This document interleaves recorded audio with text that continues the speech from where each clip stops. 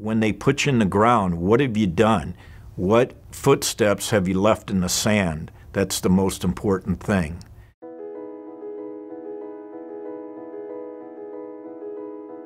My plan was to graduate from high school. I had an apprenticeship set up, and I was going to be a carpenter. But unfortunately, my senior year, just before graduation, my brother got a Harley-Davidson sports motorcycle. I was driving down the road, and I went to look, make sure nobody was coming. When I did that, I pulled this arm, and I hit a mailbox. I could barely walk. I hobbled down to Iowa, and my wife and I got married right out of high school. I was also supposed to go into the military. I had a very low draft number. And because of that, I wasn't able to be drafted, and I wasn't able to go take my apprenticeship and go in that direction. So, well, I didn't really know what I was going to do. My father-in-law had always been in the food business. He was probably one of the best meat salesmen that was ever born.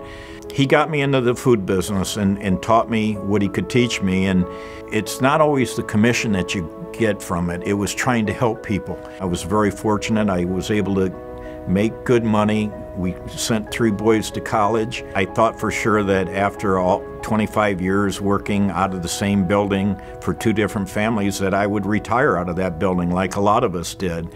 But things change.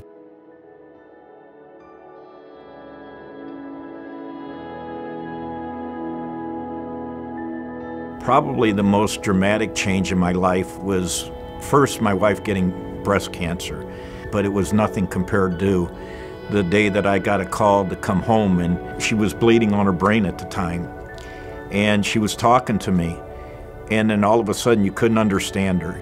That's when they knew that they had to stop the bleeding. That was on a Wednesday night, and Friday morning she was having brain surgery. When you've got somebody that basically you don't know whether they're going to live or die, that's when I really prayed to God. Take everything that I've got. Take my house, take my whatever.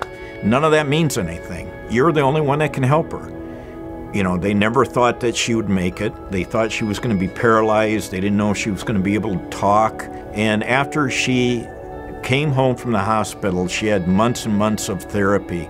She started having seizures. If you've ever experienced and had a loved one go into a seizure, it's scary, it's traumatic. But we got through that, and again, because somebody was looking out for us.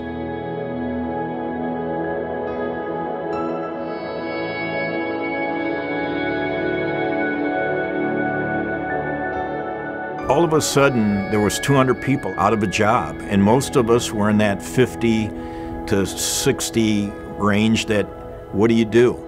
Things changed drastically then for us as a family. You just don't know why things happen, but they happen for a reason.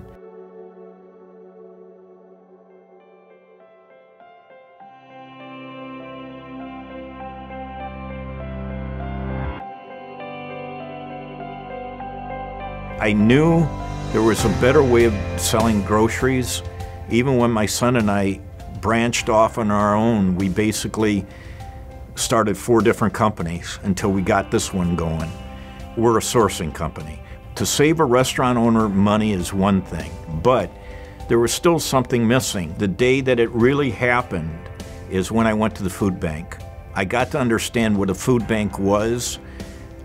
Was probably like most people, thinking that a food bank basically is taking care of somebody that's homeless or something like that, and it's not that at all. We thought we could save the food bank's money.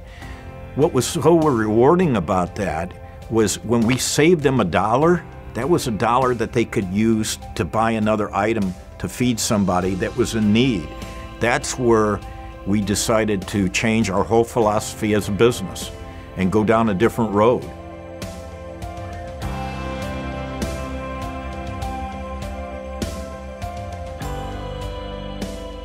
That first year, we were at the warehouse at about 3 o'clock in the morning to start taking the stuff over to the parking lot. I've done and been involved in a lot of things in my life, but there was nothing any more rewarding than that afternoon. I went home. I told my wife, I said, I finally figured out what we're meant to be.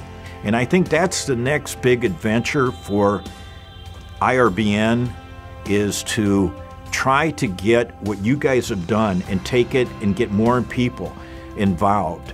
Everybody talks about God told them to do this or God told them to do that. God never told me anything, but from the very beginning, God has been there pointing me in different directions, and I didn't know what those directions were. The hitting of the mailbox so I couldn't become a carpenter, the situations that we went through with my wife and her breast cancer and her aneurysm on her brain, and all the knowledge about the food industry, all the years that I spent, why I did what I did. It was all to get to this point, to be able to take this company on and keep growing it in this direction to help people.